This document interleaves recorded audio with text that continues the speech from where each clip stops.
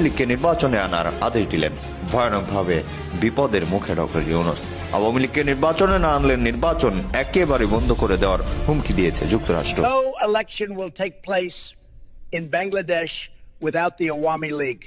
শেখ হাসিনা ছাড়া দেশে কোনো নির্বাচন হবে না, তাকে ছাড়া কোনো নির্বাচন জনগণ মানবে না। মধ্যরাতে রাষ্ট্রীয় সফরে গেছেন ডেভিল ইউনূস। দর্শক, আমাদের ইনুস চাচা নির্বাচন দিতে গিয়ে একেবারে ছেড়ে দে মা কেঁদে বাঁচি অবস্থা।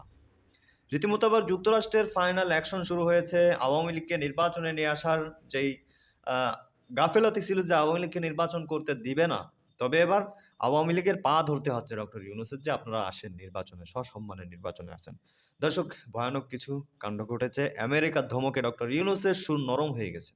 কথা বলাচ্ছি না, চলুন যুক্তরাষ্ট্র থেকে কি বলা হয়েছে আওয়ামী লীগকে নির্বাচনে আনা নিয়ে, এবং বলা হয়েছে আওয়ামী লীগকে নির্বাচনে না আনলে সরাসরি বন্ধ করে দেওয়া হবে নির্বাচন। কথা বলাচ্ছি না, চলুন বিস্তারিত দেখে আসি। 15 মিনিট আগেই হাতে বেজে সাথে সাথে ভিডিও দেখুন। বিমানের পরিচালনা পর্ষদে ডক্টর খলিলুর রহমান সহ 3 জন, আমি যদি পোস্টারটা নিচে দিয়ে দিতেছি, অর্থাৎ ডেভিল ইউনূস সিদ্ধান্ত নিয়েছেন তিনি বিমানে করে গভীর রাতে পালাই যাবে। আর এই কারণেই তিনি এর আগেই পালিয়ে যাওয়ার বন্দোবস্ত, সবাইকে তো বিশ্বাস করে না। আসিফ নজরুল এত পরিশ্রমী একজন মানুষ, এত সহজ সরল একজন ব্যক্তি, তাকে তো এই দায়িত্ব দেয় নাই। দিছে কারে? এই যে ধর্ষক যুক্তরাষ্ট্রের নাগরিক রোজার রহমান ওরফে খলিলুর রহমান উপদেষ্টা, এরপরে যে তৈয়ব, তারা টাকলা অত্যন্ত, যেটা আপনার উনি অস্ট্রেলিয়ান নাগরিক, তাদেরকে অত্যন্ত ঘনিষ্ঠ, এই যে বয়স্ক করে লোকটা, এটার নাম তো তুমি ভুলে গেছে, সকলে দেশদ্রোহীদের নাম, তোমার জঙ্গি দেশদ্রোহীদের নাম মনে থাকে না, এগুলো তো নতুন আসছে। তো এদেরকে দেখেন 3 জনকে কানারাত্রে কেন নিয়োগ দেওয়া হলো বিমানের পরিচালনা পর্ষদে? এরা তো একাধিক পদে রয়েছে, একাধিক মন্ত্রণালয় তাদের নিয়ন্ত্রণ করে। এক একজন ব্যক্তি 3-4টা মন্ত্রণালয় করে, তোর উপদেষ্টা 3-4টা মন্ত্রণালয় তারা নিয়ন্ত্রণ করে। এরপরে আবার বিমানের পরিচালনা পর্ষদে, কারণটা কি?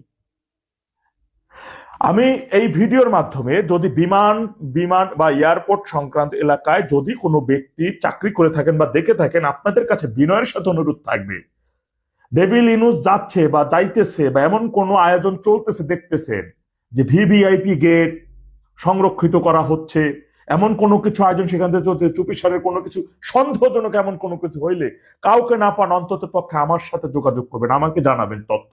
আমার ইনবক্সে নিজের পরিচয় দিয়ে মেসেজ দিবেন, আমি আমার নাম্বার আপনাকে দিয়ে দেবো, কোনো সমস্যা নেই ভাইয়েরা আমার। কিন্তু অবশ্যই এই সকল দেশদ্রোহীদের কোনোভাবেই আমরা দেশ থেকে বাইরে যেতে দেব না, পালিয়ে যেতে আমরা দেব না। মনে রাখবেন, হলপ করে বলতেছি, খুব শীঘ্রই ডেভিল ইউনূসের চরম পতন হতে যাচ্ছে। সে এখন পালিয়ে যাওয়ার জন্য বিভিন্ন রাস্তা খুঁজতেছে। এই কারণেই খুব তাড়াহুড়ো করে পাকিস্তানের সাথে বিমান চলাচল তিনি শুরু করেছেন, খুব তাড়াহুড়ো করে তার নির্দেশ দেওয়া, খুব চাপ সৃষ্টি করে তিনি সেটি করেছেন, আপনারা জানেন। আর এখন গভীর রাতে তিনি বিমান পরিচালনা পর্ষদে তার 3 জন উপদেষ্টাকে ঢুকাই দিলেন, বিশ্বস্ত উপদেষ্টাকে। তাই আপনাদের কাছে অনুরোধ থাকবে, যদি দেখেন এমন আয়োজন, তার মানে ওদের ক্ষমতার, আপনার তো ভয় কি আপনার চাকরি চলে যাবে, এই তো মেরে ফেলতে পারবেন ওই সময় মারতে পারেন। যখন আয়োজন দেখবেন যে কালকে বা পরশু বা 2 ঘন্টা পর বা 3 ঘন্টা পর এমন হইতে যাচ্ছে, তার মানে আপনি বুঝতে পারবেন, তখন আর আপনাকে মারতে পারবেন না, চাকরি ও আর আপনার চাকরি দিতে পারবে না। কিন্তু আপনি এই কাজটা যদি করতে পারেন, এটা যদি করেন, তাহলে পরবর্তী রাষ্ট্রের জনগণ আপনাকে শ্রদ্ধা জানাবে। পরবর্তী হনারেবল প্রাইম মিনিস্টার, প্রেসিডেন্ট আপনাকে শ্রদ্ধা জানাবে। আপনি ভালোবাসার হৃদয়ে একজন আস্থাভাজন ব্যক্তি থাকবেন দেশের জনগণের। এত কোটি কোটি মানুষের দোয়া। এই সকল দেশদ্রোহী জঙ্গিদের কোনোভাবেই আমরা দেশ থেকে বিতাড়িত হতে দেব না দেশ থেকে, কারণ ওদের কাছে দেশ ধ্বংসের নথি আছে। দেশের 7 লক্ষ কোটি টাকা তারা ঋণ করে ফেলেছে, আমাদের সব খোবলা করে নিয়েছে। এই অর্থ, দেশের গুরুত্বপূর্ণ নথি ধ্বংসের, এরা দেশ থেকে অন্য দেশে যখন পালাই যাবে, তখন সেই দেশে বসে ষড়যন্ত্র করে থাকবে এই দেশকে নিয়ে। জানেন, ইরানের একজন ওই যে কি আছে, সাবেক রাজার ছেলে নাকি, রাজপুত্র বলা হয়, সে বিদেশে বৈশা, অন্য দেশে বৈশা ইরানের সম্পর্কে সে ষড়যন্ত্র করতেছে, উস্কে দিচ্ছে। এইগুলো তাই করবে, সেই ষড়যন্ত্র করবে। সুতরাং আমরা তাদের কিভাবে যেতে দিতে পারি না, তাদেরকে আটকাতে হবে। ও সকল প্রকার কৌশল অবলম্বন করতেছে ডেভিল ইউনূস। একদিকে সংসদ নির্বাচন না, গণভোট নিয়ে সে বেশি রকমের তাড়াহুড়া করতেছে, কারণ এটি তার একটি, যদি এটা সে সফলভাবে করতে পারে, তাহলে এই গণভোটের 72-এর সংবিধান বাদ হুট করে নিজেই আবার রাষ্ট্রপতি হয়ে যাবে। তাহলে মানে কি একটা নিঃশ্বাস নিয়ে ক্ষমতা বাইরে গেল, এমন চিন্তা। কিন্তু সেখান থেকে দেখতেছে খুব শীঘ্রই এটা 15-20 তারিখের মধ্যে ফাইনাল হয়ে যাবে। তাই আবার পালিয়ে যাওয়ার রাস্তাও তৈরি করে নিতেছে। যদি এর মধ্যে না হয় তাহলে তো ভাবতেই হবে যে কোনো ভাবেই হোক না কেন দেশের জনগণ হয়তোবা খুব শীঘ্রই ভোরবেলাতে যেন আমাদের উঠে না শুনে যে ইউনূসকে যমুনাতে খুঁজে পাওয়া যাচ্ছে না আর মধ্যরাতে তিনি রাষ্ট্রীয় সফরে চলে গেছেন এমন হেডলাইন যেন না দেখতে হয়, সে যেন যেতে না পারে। তাকে দেশের প্রয়োজন, দেশের জনগণের জন্য, দেশের জন্য, আগামীর সোনার বাংলাদেশের জন্য ডেভিল ইউনূসকে প্রয়োজন। প্রতিজন সদস্য, প্রতিজন দেশদ্রোহী জঙ্গিদের প্রয়োজন। আমাদের তাদের সাথে অনেক বোঝাপড়া আছে, অনেক কথা আছে, অনেক কথা জমে আছে। তাদের সামনে দাঁড়িয়ে আমরা বলবো, তাদের সামনে বসে আমরা বলবো। অনেক প্রশ্ন ভিতরে ঘুরপাক খাচ্ছে, যে প্রশ্নের কারণে শান্তি মতো ঘুম আসে না, সেই প্রশ্নগুলো করব। তাই ওদেরকে যেতে দেওয়া যাবে না কোনোভাবেই না ভাইরা আমার, যে কোনো মূল্যই হোক না কেন। আর এই জন্য বিমানের যারা রয়েছেন এয়ারপোর্ট এলাকায়, যারা কর্মরত রয়েছেন, আপনাদের উদরদর্শিতা, দেশপ্রেম মনে রাখবেন। পবিত্র কোরআন ছুঁয়ে শপথ বাক্য পাঠ করে পবিত্র ইউনিফর্ম পরে ওখানে গণপ্রজাতন্ত্রের কাজ করছেন, জনগণের চাকরি করছেন। আশা করি আপনারা সেই জায়গা থেকে ভূয়সী প্রশংসামূলক কাজ করবেন দেশের জন্য, দেশের জনগণের জন্য। আসসালামু আলাইকুম ওয়া রাহমাতুল্লাহ। সুদখোর ইউনূসের একটা বক্তব্যে পুরো বাংলাদেশ উত্তাল। বিশেষ করে রাজাকার পল্লীতে রাজাকারের বাচ্চারা কান্না ভেজা চোখ নিয়ে, কান্না ভেজা কণ্ঠে আর্তনাদ করতেছে। কেন জানেন?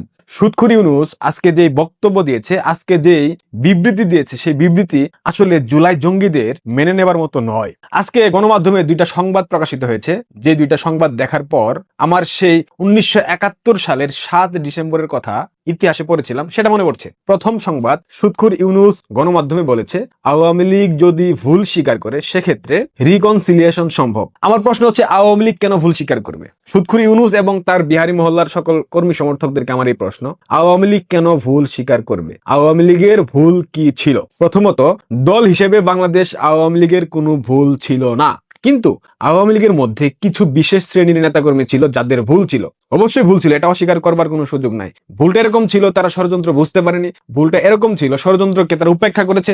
ভুলটা এরকম ছিল, সেই ষড়যন্ত্রে অনেকে হয়তো বা সমর্থন দিয়েছে।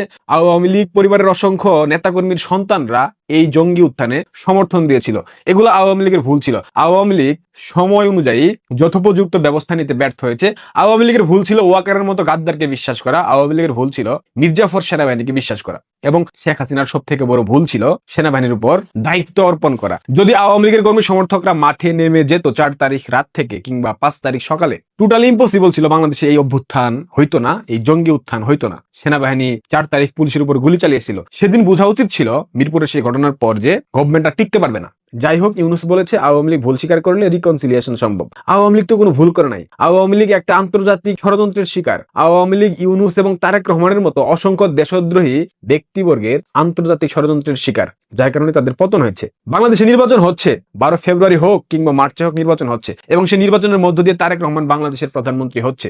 গত 3 মেয়াদে 14, 18, 24 আওয়ামী লীগের নির্বাচনকে প্রশ্নবিদ্ধ করা হয়, কারচুপি নির্বাচন বলা হয়, রাতের আধারে নির্বাচন বলা হয়। কিন্তু এখন যেটা হচ্ছে আওয়ামী লীগকে বাদ দিয়ে, সেটা কি আদৌ সুষ্ঠু উপায় নির্বাচন হচ্ছে? ভুলেও না। তারেক রহমান হয়তো প্রধানমন্ত্রী হবেন, কিন্তু কতদিন তিনি সার্ভাইভ করতে পারবেন, কতদিন তিনি ক্ষমতার মসনদে টিকে থাকতে পারবেন, সেটাও কিন্তু একটা বিশাল চিন্তার জায়গা। 1996 পুনরাবৃত্তি যদি বাংলাদেশের ইতিহাসে ঘটে, রাজনীতিতে মোটেও অবাক করার মতো কোনো ঘটনা ঘটবে না। 96 বিএনপি এককভাবে নির্বাচন করেছিল, কিন্তু 3 মাসও স্থায়ী হতে পারে নাই সরকার নিয়ে। ঠিক এমনটা 2026 সালে এসে আমরা হয়তো বা দেখতে পারবো। তবে এখানে আওয়ামী লীগের কূটনৈতিক পারদর্শিতা, কূটনৈতিক দক্ষতা, কূটনৈতিক সক্ষমতা এবং তাদের আভ্যন্তরীণ যে ঐক্যের ব্যাপারটা, এটা অনেক বেশি গুরুত্বপূর্ণ ভূমিকা পালন করবে, সহায়ক হিসেবে কাজ করবে। হয়তোবা কূটনৈতিক ভাবে আগাচ্ছে, যার কারণে কিন্তু সুদখোর ইউনূস তার মুখ দিয়ে বলেছে আওয়ামী লীগ যদি ভুল স্বীকার করে সেক্ষেত্রে রিকনসিলিয়েশন সম্ভব। এখন সুদখোর ইউনূসকে কই থেকে প্রেসার দেওয়া হয়েছে, কোথা থেকে প্রেসার আসতেছে, এটা আপনারা নিশ্চয়ই ধীরে ধীরে বুঝতে পারবেন। তো যে ইতিহাসের কথা মনে পড়তেছিল, তার আগে আরেকটা সংবাদ দেখিয়ে নিই আপনাদেরকে।